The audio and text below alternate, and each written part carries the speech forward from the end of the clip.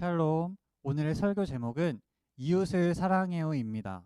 요즘 코로나 때문에 이웃을 잘 만나지 못하고 있는 상황 가운데 있는데요. 여러분들은 이런 상황 가운데 어떻게 이웃을 사랑하고 계신가요? 이런 어려운 상황 가운데에도 사랑을 실천하는 분들이 많이 있는데요. 어떤 사람들은 여러 가지 핑계를 대면서 이웃 사랑을 포기하기도 합니다. 오늘의 성경 이야기에도 그런 사람들이 많이 나오는데요. 어떤 성경 이야기가 기다리고 있는지 함께 이야기 속으로 떠나볼까요?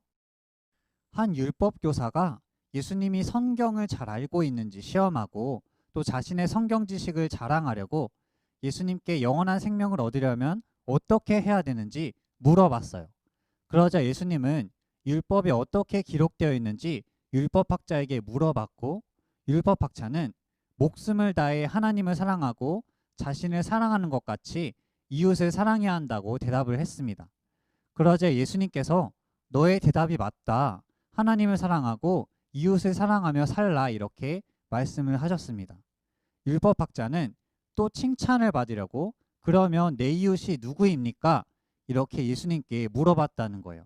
그러자 예수님께서는 한 이야기를 해주셨는데 어떤 이야기인지 잘 들어보세요. 어떤 유대인이 예루살렘에서 여리고로 내려가다가 강도를 만났습니다. 그 사람은 강도에게 모든 것을 빼앗기고 거의 죽을 때까지 매를 맞고 버려졌어요.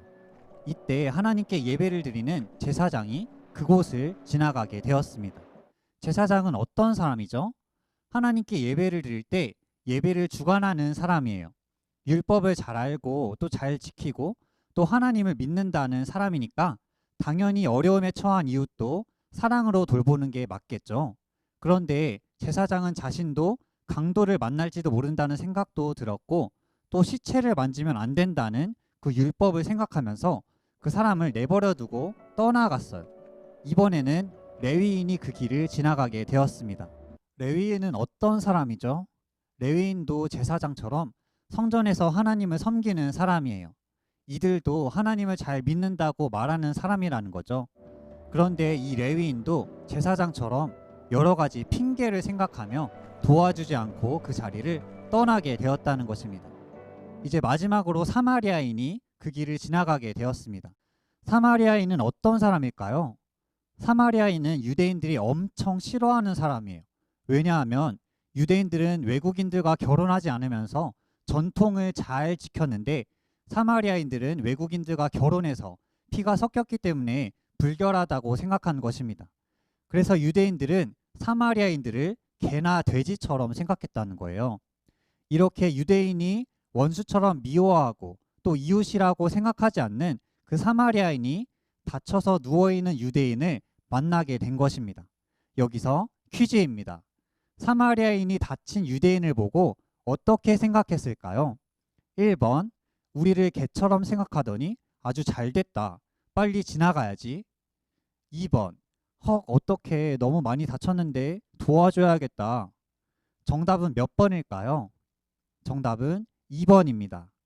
사마리아인은 원수처럼 자기를 싫어하고 무시했던 유대인을 그냥 지나치지 않고 치료해주고 또 여관에도 데려다줄 뿐만이 아니라 자신이 돌아올 때까지 잘 돌봐달라고 돈까지 맡겼습니다.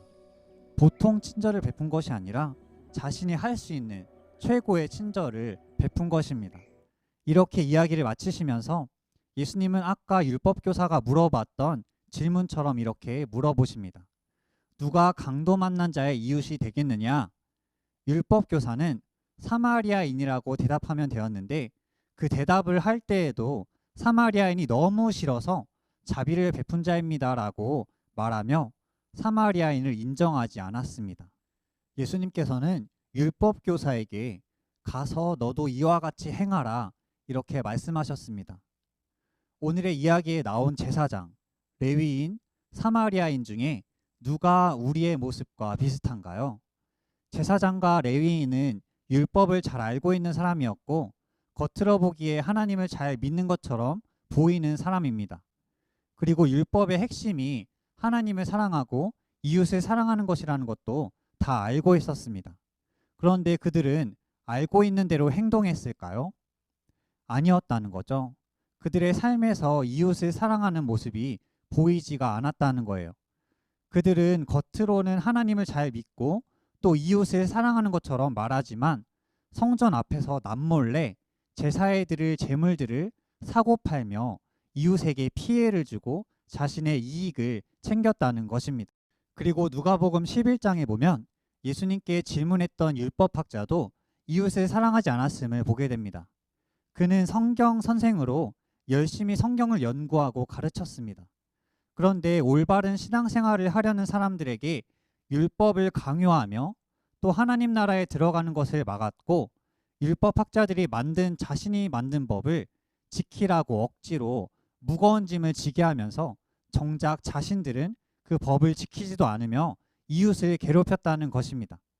그리고 예수님의 질문에 사마리아인이라고 대답하지 않는 것만 봐도 이웃을 사랑하지 않는 모습을 보게 된다는 것입니다. 마태복음 25장 40절에 보면 지극히 작은 자에게 한 것이 예수님께 한 것이라고 나오는데, 어쩌면 하늘나라에서 예수님이 그들을 만났을 때 예수님이 사랑하는 이웃을 사랑하지 않았던 사람들을 보고 슬퍼하실지도 모릅니다. 그리고 이웃을 사랑하는 모습이 보이지 않는다면 그 사람은 하나님을 잘 믿거나 하나님을 사랑한다고 말할 수 없을 것입니다. 왜냐하면 요한일서 4장 20절에 이웃을 사랑하지 않는 사람은 하나님도 사랑할 수 없다고 나와 있기 때문이죠. 우리 주위에 있는 이웃을 사랑하고 있으신가요? 이야기에 나온 제사장과 레위인처럼 여러 가지 핑계를 대면서 이웃 사랑을 피하고 있지는 않으시죠? 사마리아인이 자신을 개와 돼지라고 욕했던 원수 같은 유대인을 사랑으로 돌보았듯이, 그리고 예수님께서 우리가 사랑받을 만한 자격이 없었지만 우리를 사랑하셨듯이 우리도 사랑하기 어려운 이웃이 있을지라도 먼저 사랑하기를 소망합니다. 하지만 우리가 생활하다 보면 이웃을 사랑하려고 노력해도 그게 잘 안 되는 경험을 하게 됩니다.